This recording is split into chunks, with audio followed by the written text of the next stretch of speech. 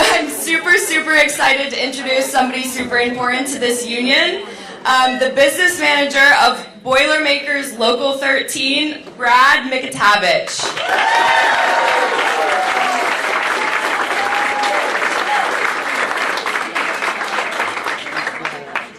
Good morning, everyone. Great to see a room full of people here in House Labor. So again, I want to welcome everyone. My name is Brad Mikatavich. I'm business manager for Boilermakers Local 13. And we are so excited to welcome Governor Walz to the home of labor.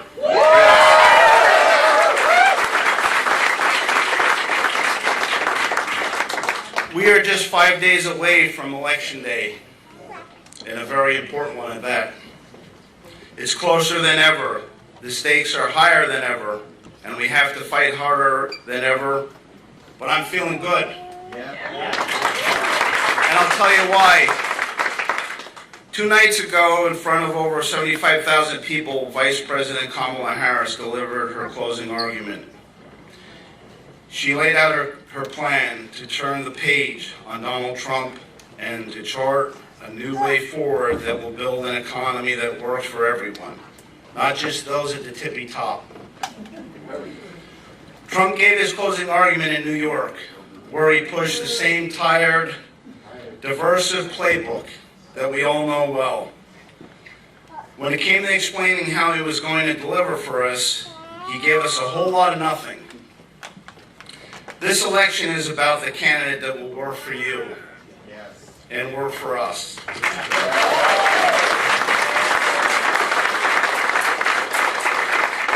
Vice President Harris is focused on her to-do list, lowering costs for families, helping create over 25 million new small businesses, and of course, standing up for Pennsylvania workers and unions.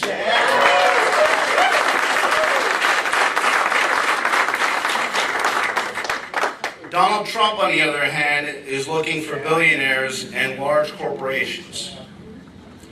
Trump has laid out his Project 2025 agenda that will raise costs on Pennsylvania families by nearly $4,000 a year, undermining unions and weakening the middle class. Governor Walz is here today at Local 13 because he and Vice President know that unions are the backbone of the American economy. And they are going to stand up for us every day in the White House, including fighting to finally pass the PRO Act. Yes.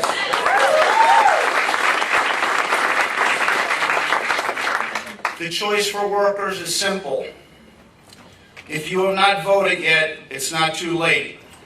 Encourage your neighbors, friends, and families to make a plan to vote at iwillvote.com/PA. Because when we vote, we win.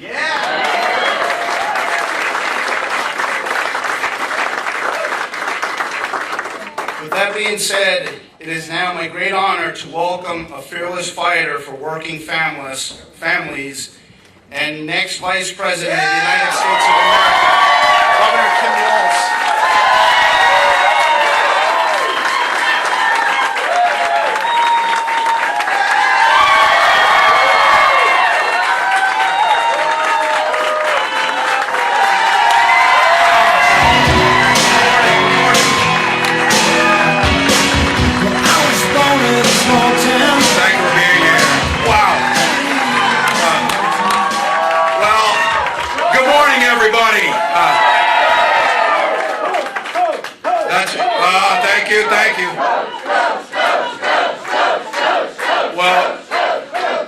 said, I like football and voting. That's the shirt of the day. There you go.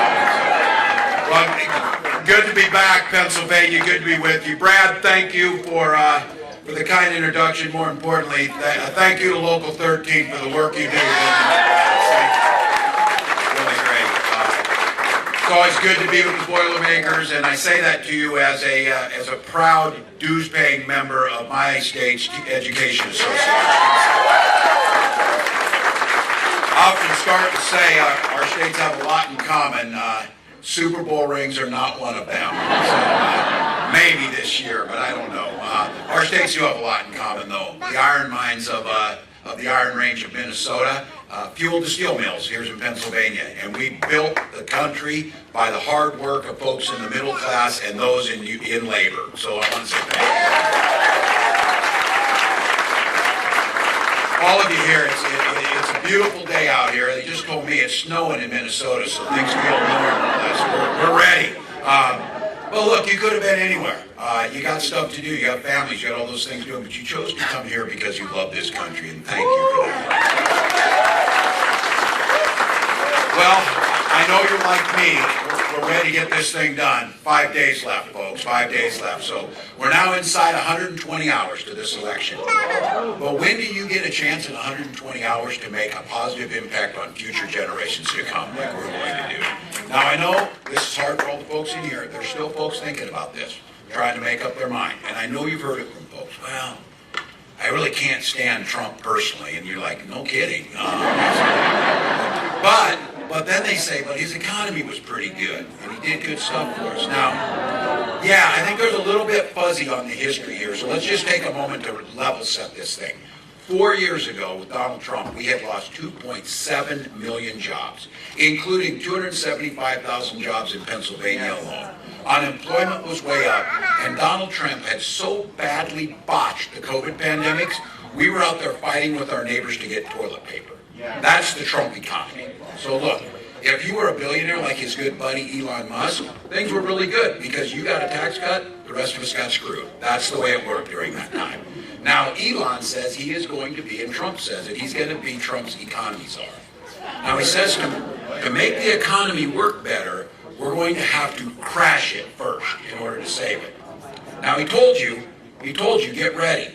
Elon said, American folks, you're going to go through some hardships. Now you tell me, what the hell does the richest man on earth know about hardship?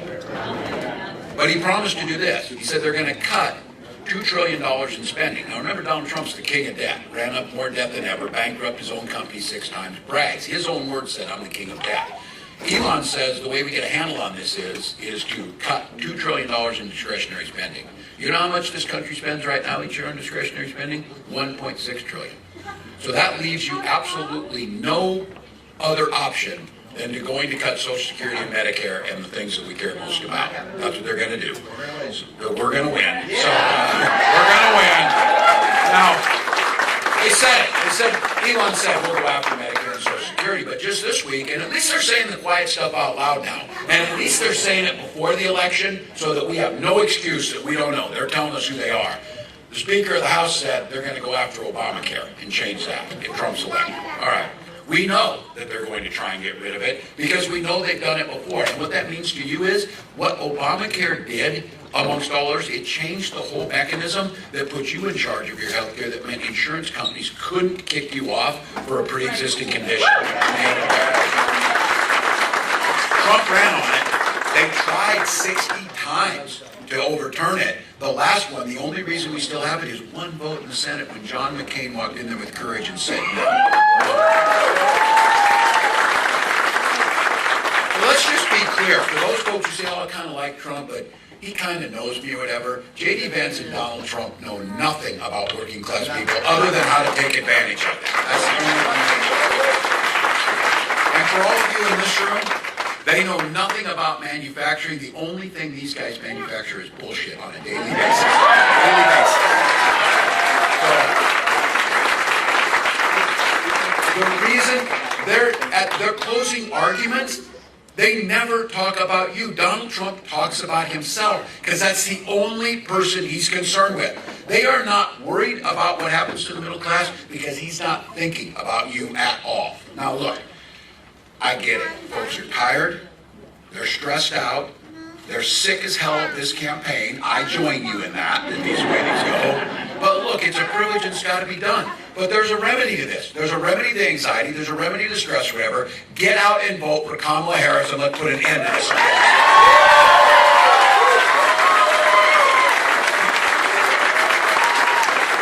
There's so many reasons to beat Donald Trump, but just for a moment, in your quiet moment of your soul, think about how joyful it will be when we beat this guy and you turn on your TV or the news or open the newspaper and we don't have to hear from him or see him again. 5 days. 5 days to turn the page on this guy and elect a new generation of leadership.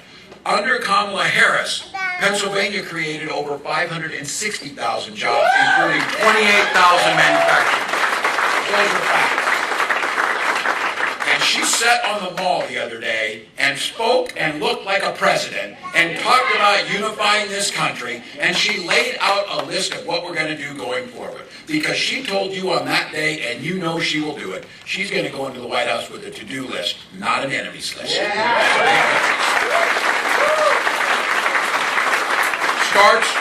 Starts with lowering costs for families and putting more money back in your pocket. That is the priority every single day. For starters, we'll enact the first ever federal price gouging ban on groceries. Now, so everybody, I hear people say, well, what's that about? Here's a couple examples of price gouging. We got a hurricane coming. They're telling you to get the heck out of Florida, and airline tickets went through the roof. That's not capitalism. That's not free market. That's unethical taking care of. That's price gouging, just so you know. And, grocery prices are up. Well, guess what? Our farmers, my farmers in Minnesota, when grocery prices were lower, they were getting about $4 a bushel for corn. Now grocery prices are really high, and farmers are getting about $4 a bushel for corn. You get it. That's price gouging. 37 states, Democrats and Republicans have laws in that. She'll do that. And then we'll focus the tax cuts on the middle class. 100 million Americans. The single best tax cut that you make that reduces childhood poverty at a rate unseen is a child tax credit. We propose $6,000 for the first year of that child's life to America.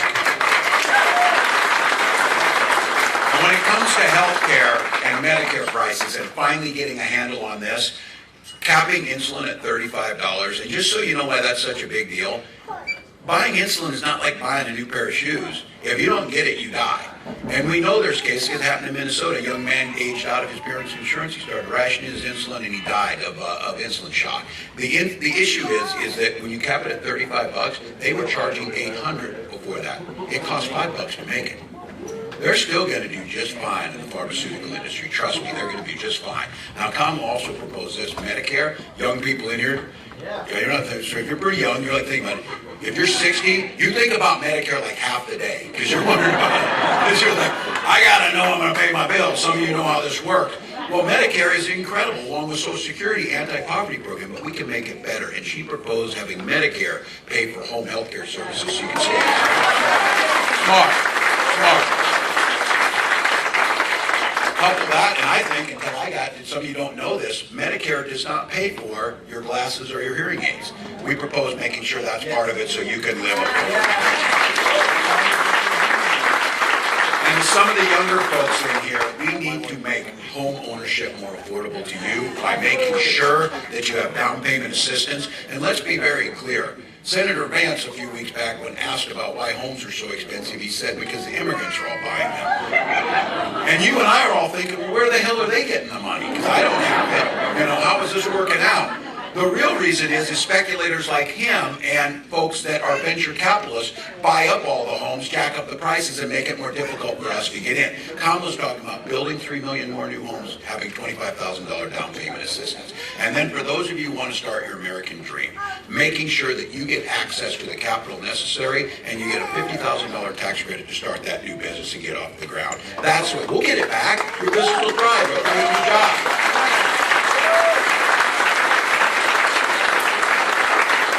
More things about this economy that we get asked, well, how are you going to pay for this? And I said, well, for starters, we'll have Donald Trump pay his taxes. Easily enough.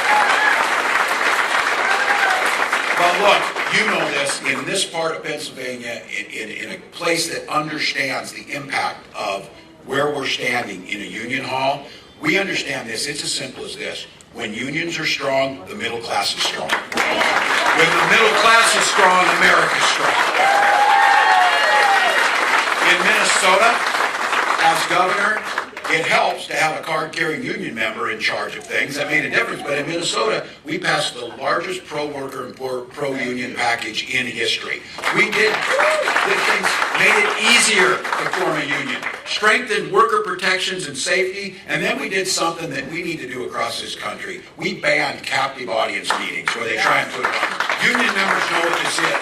It's where your company takes you in, puts you in a room, and threatens your livelihood if you join the union. That is crap. You need to have the ability to choose your own path forward on that. And if it's to join a union, then join the union, because we know the difference it makes. Kamala said, to make that easier, she'll sign the PRO Act into law, making sure that happens. Now look, talking to Brad, we can cut red tape. Government can be more efficient and faster at making sure we're able to build faster. Eliminating things like unnecessary degree requirements, we did this in Minnesota.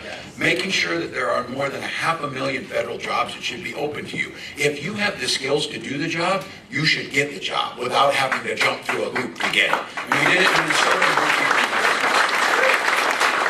And for the folks who built things here in America, making sure that countries like China don't undermine these investments by making sure that our fair trade practices are upheld and enforced. So look, it's a plan. We're damn proud of it. It's not a damn concept of a plan. It's real and it's out there. Now I've misspoken and said they don't have a plan or a concept of a plan. They do have a plan. It's Project 2025, and it's 900 pages. It's 900 pages. Those folks in here, I said, well, they pretend we don't know anything about it. They took the time to research this, make it. Senator Vance wrote the foreword of the book, the guy who's the architect of it. I had never written a foreword to somebody's book, but I think I'd remember it if I did. But oh no, they're a little dodgy. Here's what I know as a football coach. You take the time to make a playbook, you're going to run the plays. Yes. And this playbook is a goddamn nightmare for the middle class. Nightmare. So for all the labor folks in here, repeals the Bipartisan Infrastructure Act, the Inflation Reduction Act, costing hundreds of thousands of new jobs. Brad just talked about this. Included in there were things like the hydrogen hub that's going to create tens of thousands of new jobs for Boilermakers right here in Pennsylvania. They're talking about that. When Senator Vance got asked and said in Lansing, Michigan, that act created 625 UAW jobs in Lansing, Michigan. They talk about taking that back, and he said, that is table scraps. Well, you tell those 625 United Auto workers that put food on their table with those jobs that that's table scraps. That's what their plan is. He also is talking about putting a national sales tax on everything. Things to buy, every clothes, food, toys, whatever you buy, $4,000 a year that it adds to your family. Now look. This dude's nearly 80 years old. He damn near killed himself getting into a garbage truck. You would think over 80 years you would understand how a tariff works. Smarter people than Donald Trump, which is a good chunk of folks, CEOs of companies like Black & Decker, AutoZone, and Columbia, have gone on the record to say, if Donald Trump goes forward with this plan, they will simply have to raise prices and pass it on to you. Donald Trump saying China will pay for those tariffs, the same way Mexico paid for the wall. It's not going to happen. So look, some of you in here, and they're in our neighbors, they're our family members, brothers, independents and Republicans. The Republican Party added much to this country over the years. When they talked about freedom, they meant it. That's not who Donald Trump is. Turns out when he talks about freedom, it means the freedom to invade your doctor's office, and freedom to invade your bedroom, freedom to tell you what books to read or what movies to watch. And I keep saying this, and I've now seen this is true across the country. I thought it was just a Minnesota euphemism, that the world works best when people just mind their own damn business.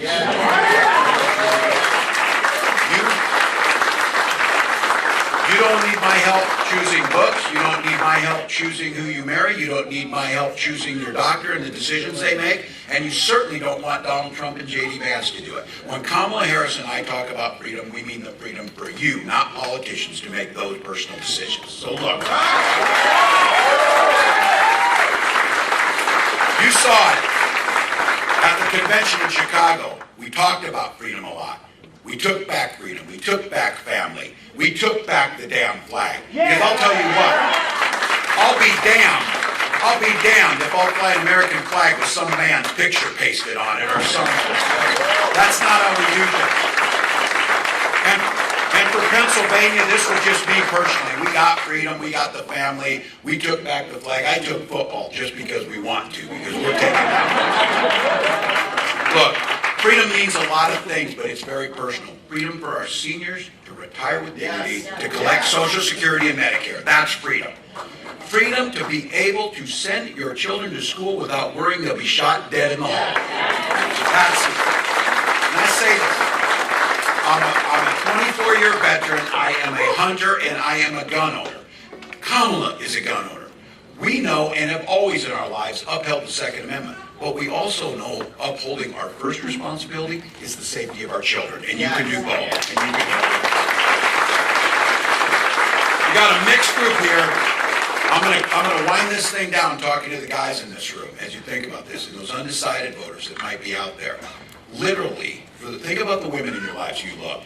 Spouse, partner, daughters, moms, dads, aunts, uncles, neighbors, whatever. Think of those women who are in your lives. This election literally is about their lives. Their lives are at stake in this election. Donald Trump appointed those Supreme Court justices who lied about supporting Roe v. Wade and the protection of bodily sovereignty, who went on to overturn Roe v. Wade, and Donald Trump says he's glad he did it. I'm proud of that. What he's bragging about is those women you're thinking about right now have fewer rights than their mothers or their grandmothers have. That's what he did. Now, 20 states have the Trump abortion ban. Last night, Donald Trump said that if you're a woman, he'll be your protector. And he also said this. Imagine that this was a moment of self-reflection for him. He says, I know a lot of people don't like that. Oh, no shit, they don't like it. But here's the scary part, people, because there's no excuse for not hearing this, because he said it. He said, I'm going to do it whether the women like it or not. That's how this guy's lived his life. That's why he was on the Access Hollywood tape, and that's why he ended up in court, because that's what he thinks about. Women turned away now because of what he's doing from emergency rooms to get basic care, having miscarriages in parking lots, survivors of rape and incest being forced to carry their attacker's child. Those are the types of things. Fertility clinics have even turned couples away. I said this is personally on this. This idea that there would be no autonomy for you to make decisions about your body. Now you can't even decide if you want to have a family. For Gwen and I, we went through fertility treatment for years. If you've been through this, it's hellish to try and do it. You know somebody who has. The idea we finally able to have that beautiful little girl, how in God's name are we willing to let some politician tell, I'll be damned if I'll let them tell anybody in this country if they can have a child.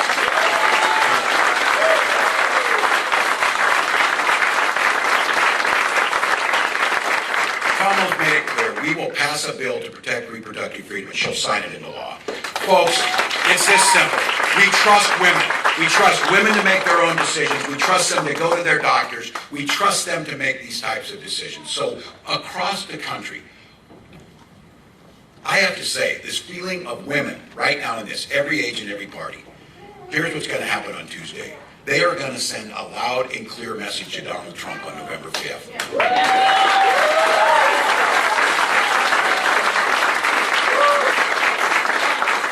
They're going to send that message whether he likes it or not. So look, Kamala says we're not going back, and we're not. I'm here today on behalf of the Vice President. I'm here on behalf of folks across this country, humbly asking for your vote. We're asking for your vote. 5 days. We know momentum's on our side. But elections are won in this 120-hour window, so we're not taking anything for granted. So this is the 120-hour pep talks, folks. This game is tied, and it's tied in Pennsylvania. 2 minutes left on the clock, but we've got the damn ball. That's what's happening now. We got the best quarterback. We got the best quarterback in Kamala Harris, and I'm going to say that here. We may be a little tired. We'll find time to sleep when we're dead, but right now, we got the best team, which is you in this room. We got the best team. In this state and in Bucks County, 1 or 2 votes per precinct could not only swing the election in Pennsylvania, but for the entire country. The privilege and the responsibility of the folks in this room, it is not hyperbole to say this presidential election could run right through Local 13 today. The folks in this room going out, getting people to vote, getting others to be in, and making sure that we can do it. Because you're going to have a chance in your life. You're going to be sitting on that porch in that rocking chair. There's going to be a little one at your knee or something asking, what did you do back in 2024 to protect the democracy? And your answer is going to be every damn thing we could. Every damn thing we could. Get your ballot in. Get your ballot in. Drop it in the mailbox. Make a plan to vote November 5th.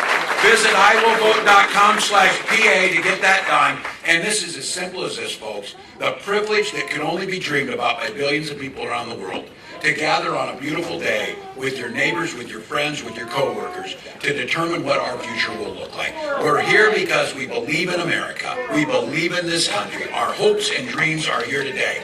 We have to go out and fight for this thing. Because I'll tell you what, the Vice President's right when she says this. When we fight, we win.